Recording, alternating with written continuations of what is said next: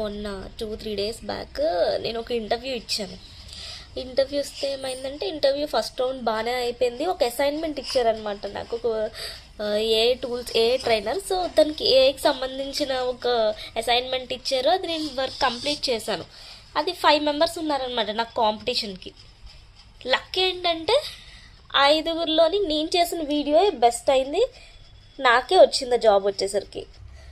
Luck బాగానే ఉంది job రావడానికి. అన్లక్ ఏంటంటే లొకేషన్ వచ్చేసరికి విజయవాడ.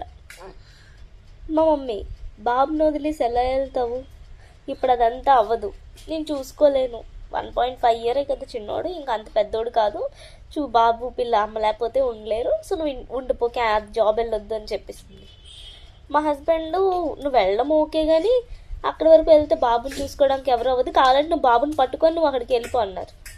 సో ఒక్కసారి మ్యారేజ్ అయిపోయిన తర్వాత కెరియర్ ఏమీ ఉండదు, మంచి జాబ్, మంచి ప్యాకేజ్.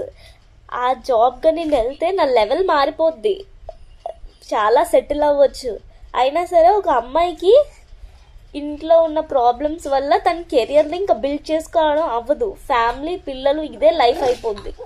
సో మీరు లక్షలు పెట్టి ఎవరు కూడా చదవకండి.